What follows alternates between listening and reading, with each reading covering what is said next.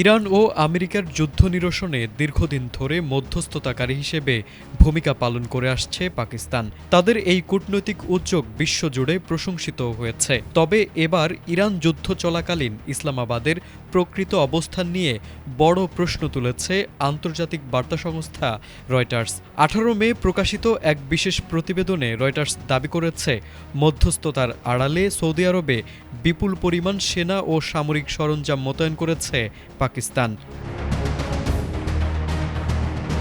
প্রকাশিত রয়টার্সের বিশেষ প্রতিবেদনে দাবি করা হয়েছে, চলমান ইরান সংকট ও যুদ্ধ পরিস্থিতির মধ্যেই গোপনে সৌদি আরবে বড় ধরনের সামরিক শক্তি মোতায়েন করেছে পাকিস্তান। 3 জন নিরাপত্তা কর্মকর্তা এবং 2টি সরকারি সূত্রের বরাত দিয়ে প্রতিবেদনে বলা হয়, গত এপ্রিলের শুরুতেই সৌদি আরবে উন্নত প্রযুক্তি এবং অভিজ্ঞ চিকিৎসক দলের নিরলস প্রচেষ্টায় আমরা আছি আপনার পাশে। ডেল্টা হাসপাতাল। প্রায় 8,000 পাকিস্তানি সেনা, JF-17 যুদ্ধ বিমানের একটি স্কোয়াড্রন, ড্রোন এবং HQ-9 আধুনিক আকাশ প্রতিরক্ষা ব্যবস্থা মোতায়েন করা হয়েছে।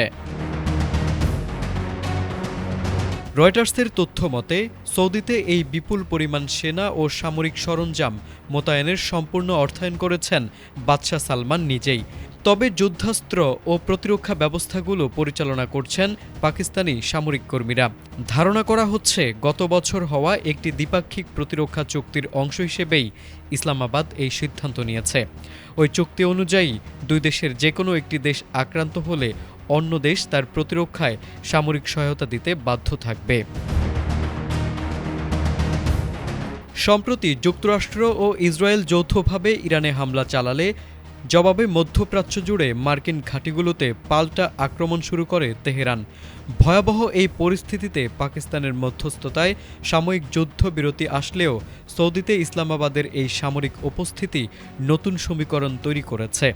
তবে সেনা মোতায়েনের এই চাঞ্চল্যকর দাবির বিষয়ে পাকিস্তান বা সৌদি আরব সরকারের পক্ষ থেকে এখন পর্যন্ত কোনো আনুষ্ঠানিক মন্তব্য পাওয়া যায়নি। রয়টার্সের এই প্রতিবেদনের পর তেহরানের প্রতিক্রিয়া কী হয়, এখন সেটাই দেখার বিষয়। তারেক আজিজ, ATN বাংলা।